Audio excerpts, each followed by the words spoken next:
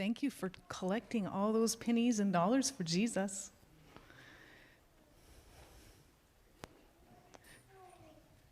Today I have a story for you about a little barge and a great big waterfall. How many of you like waterfalls?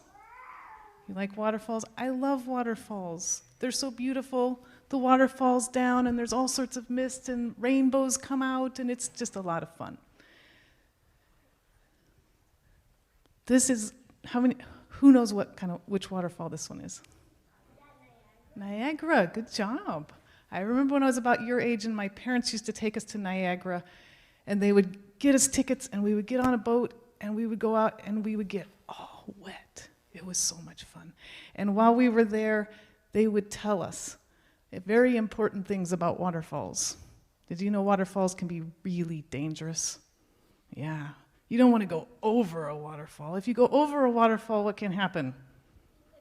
You could die. She just gets right to it. You could fall on a rock.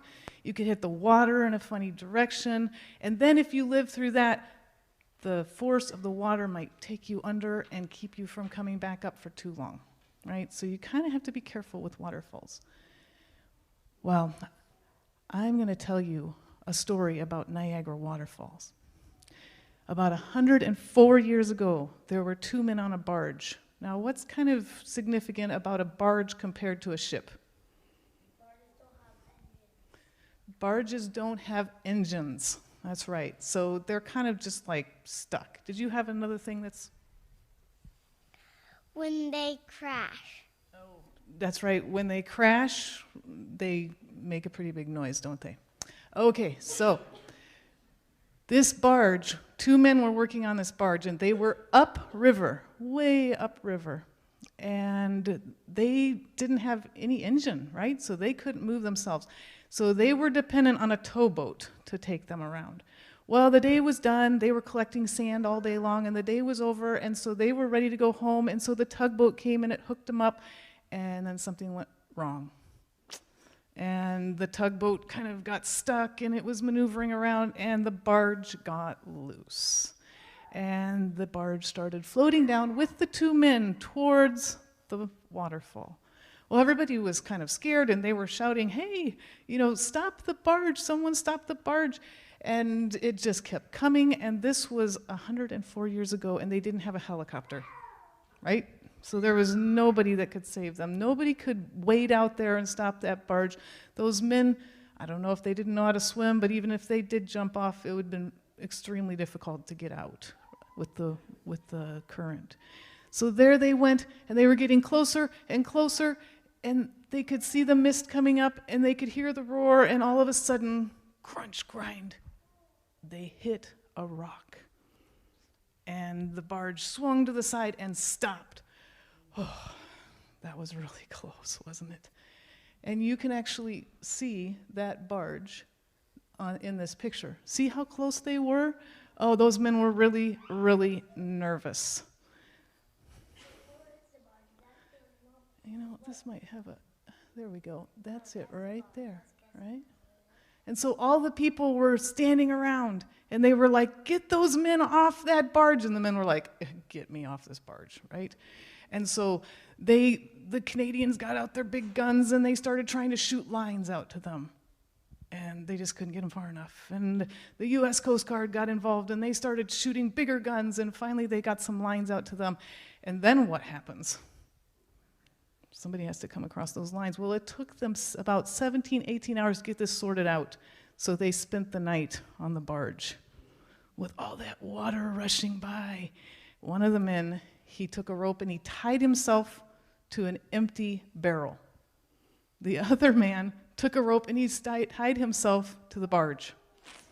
So I guess that's where their faith were. But after 17 hours, finally they were able to work them across those lines and get them back safe. But you know what has happened? That barge might have been the safest place they could have been, because that barge is still there on that rock.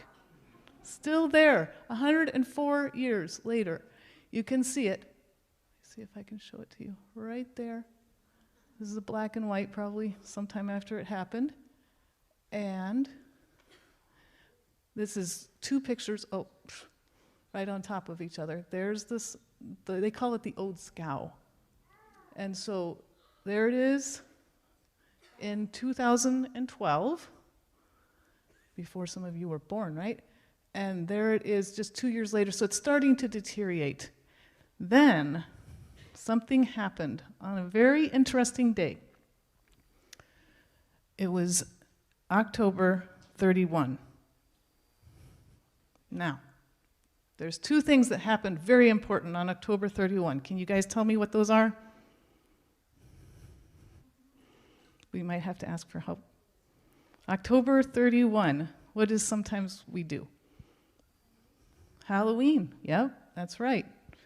October 31, something happened with this scow.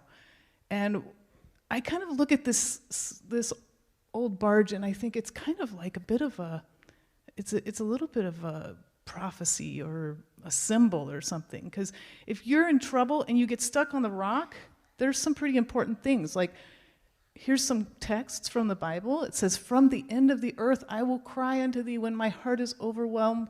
Lead me to the rock that's higher than I." Is that a good text? Do you think those men could claim that text? As he said, "The Lord is my rock and my fortress and my deliverer." Those are some really good texts, aren't they? So, what about "Be thou my strong habitation, whereunto I continually resort"? Do we need to make sure that we're doing what Jesus wants us to do? Yeah. So sometimes is America like doing things on Halloween that they shouldn't be? Yeah, that's right. What else happened October 31? Pretty important thing. That's right. The 95 Thesis was nailed to the door of that big chapel. So there's a choice. You don't have to just do all the bad things of the world. You can follow what the Reformation says, which is to follow Jesus, right? Well, on that Halloween day, unfortunately, they were not probably doing what they should be. And you know what happened? That scow, that barge, moved. A big storm came. That barge moved and started rolling towards the precipice. And it stopped again on a rock. So we got to watch this barge. It's a symbol for our nation. Are we going to be on the rock of Christ, or are we going to go other ways? Is that barge still there? It is still there. It moved, but it's still there. It moved about 150 feet closer and stopped. So just remember, Jesus is your rock. Okay?